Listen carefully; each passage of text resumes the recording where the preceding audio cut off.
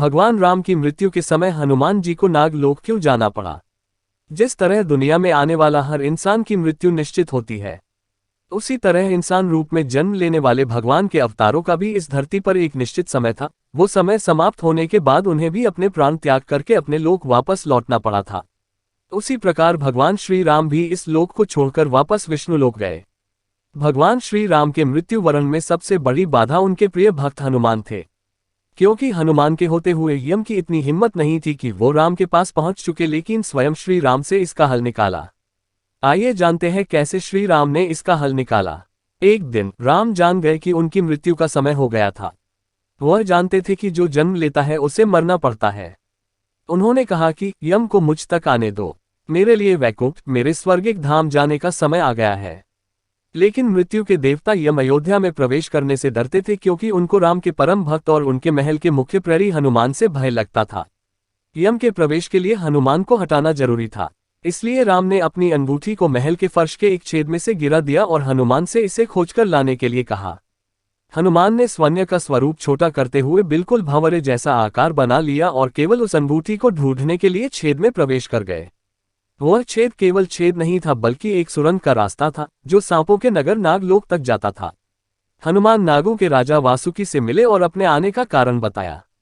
वासुकी हनुमान को नागलोक के मध्य में ले गए, जहां अंगूठियों का पहाड़ जैसा ढेर लगा हुआ था।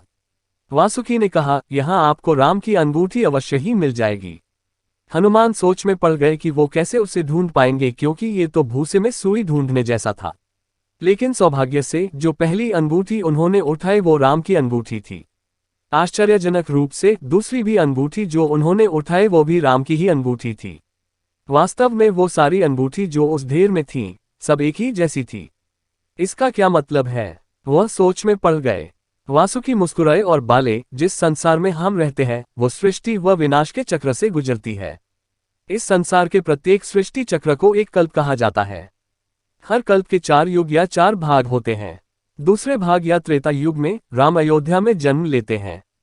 एक वानर इस अंगूठी का पीछा करता है और पृथ्वी पर राम मृत्यु को प्राप्त होते हैं। इसलिए ये सैकड़ों हजारों कल्पों से चली आ रही अंगूठियों का ढेर है। सभी अंगूठियां वास्तविक हैं। अंगूठियां गिरती रहीं और इनका ढेर बड़ा होता रहा। भविष्य के रामों की अंगूठियों के लिए भी यहाँ काफी जगह है। हनुमान जान गए कि उनका नागलोक में प्रवेश और अंगूठियों के पर्वत से साक्षात कोई आकस्मिक घटना नहीं थी। ये राम का उनको समझाने का मार्ग था कि मृत्यु को आने से रोका नहीं जा सकेगा। राम मृत्यु को प्राप्त होंगे, संसार समाप्त होगा, लेकिन हमेशा की तरह संसार पुनः बनता है और राम भी पुनः जन्म लेंगे। तो यही थी हनुमान के नागलोक जाने की वजह। आशा करते हैं आपको ये वीडियो पसंद आई होगी।